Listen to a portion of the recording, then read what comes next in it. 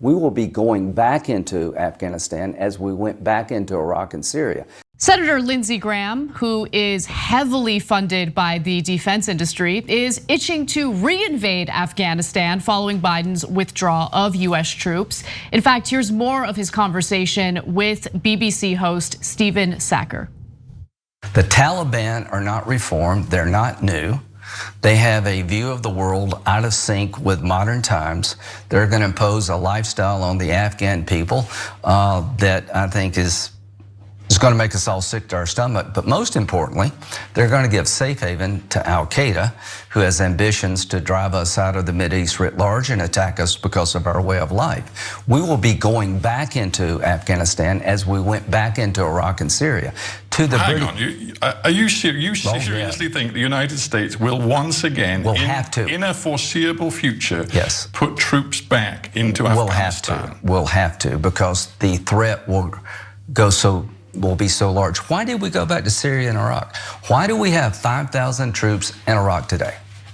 Because of the caliphate rising, projecting force outside of Iraq, killing Americans, killing the French, attacking the British. So yes, it will be a cauldron for radical Islamic behavior. You cannot deal with this over the horizon.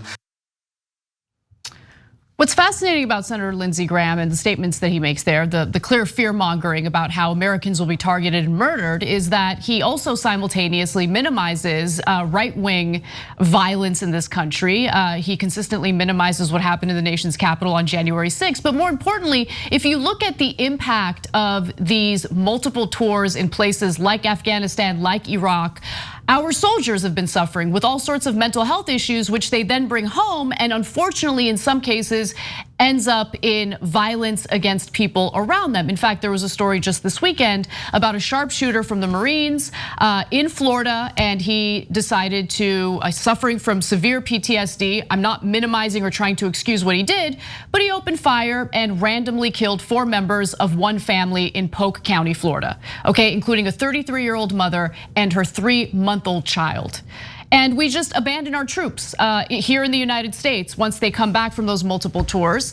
But Lindsey Graham isn't actually worried about Americans dying. He's not worried about these alleged threats. He's worried about appeasing the defense contractors who have given him more than $1 million over the lifetime of his political career. And I'll give you specific figures in just a second, but Cenk, why don't you take it away? Yeah, so he talked about the Taliban's terrible. They don't agree with our way of life, and they want to take away some of our rights.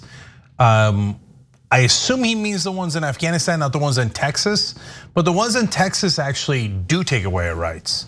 The Taliban can't take away our women's rights at all, but the Taliban in America, the one that Lindsey Graham subscribes to, Christian fundamentalists, can and do take away our rights. And so if he's talking about how Americans are affected, they're affected a lot more by the actions of Governor Greg Abbott in Texas than they are of Rashid Dostum or Gulbuddin Hekmatyar or anyone in Afghanistan. So that's a reality, and that's a reality that's uncomfortable for him. But for a lot of Christian fundamentalists, they think, yes, our fundamentalism imposed upon you is a great idea. You shouldn't have that kind of sex, you shouldn't have those rights, we should get control over your bodies. Oh, they want to do their fundamentalism based on very similar laws, but just with a different name. Oh, that is unacceptable. Only we get to abuse our women, not them.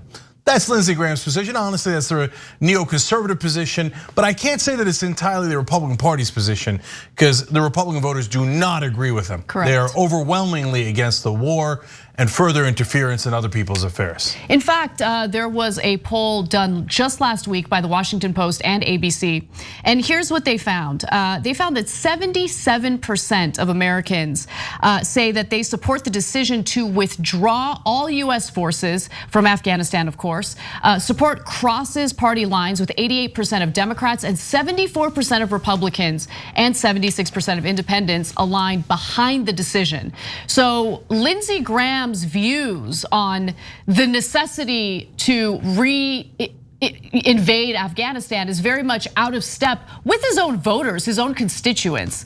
And by the way, later in the interview, he also said this. He said, Afghanistan will be a cauldron for radical Islamic behavior, presenting the United States with only 2 options. You can say that's no longer my problem, or hit them before they hit you.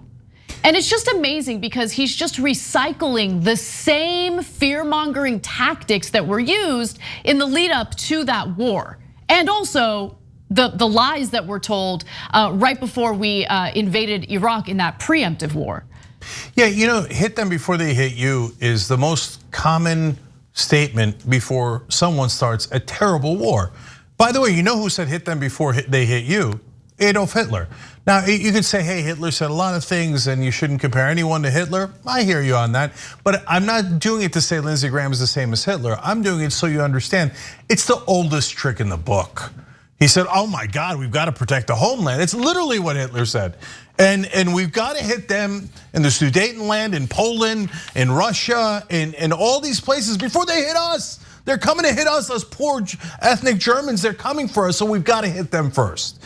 So whenever you hear somebody talking about all they understand is violence, that's why we have to murder them before they even do anything, understand that they're the actual murderers.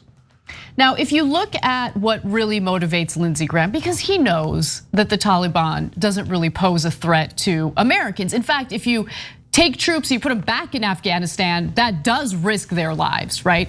So what really motivates him? What's the motivating factor behind his statements there? Well, I implied that he's trying to appease his defense contractors, and that's very much real. If you look at the entirety of his career and the top sectors that have contributed campaign donations to him, you'll see that in that list, in the top 5 is the defense sector. And by the way, I want to make clear that this is just the money that we know about. There's also dark money pouring into campaigns, which makes it kind of difficult to decipher just how much money these sectors have actually given him. But of the money that we know about that isn't dark money, over the lifetime of his career, he has received over $1,007,328. Yeah, that's a lot of money. And guys, look at the line right after that. Energy and natural resources. It gets ranked in a funny kind of way here, but it's actually bigger than defense. It's over 2.5 million in his career. But those guys also greatly benefit from wars in the Middle East, because when you have instability in oil-rich countries like Iraq and Iran, what that does is it drives up prices. Because they're worried about supply, and even if demand stays the same, prices naturally go up. So that's 2 out of his top 5 giant donors, over $1 million, as you saw in those sheets there, that are heavily incentivized to create more wars in the Middle East. Thanks for watching The Young Turks, we really appreciate it. Another way to show support is through YouTube memberships. You'll get to interact with us more. There's live chat emojis, badges. You've got emojis of me, Anna, John, JR, so those are super fun. But you also get playback of our exclusive member-only shows and specials right after they air. So all of that, all you gotta do is click that join button right underneath the video. Thank you.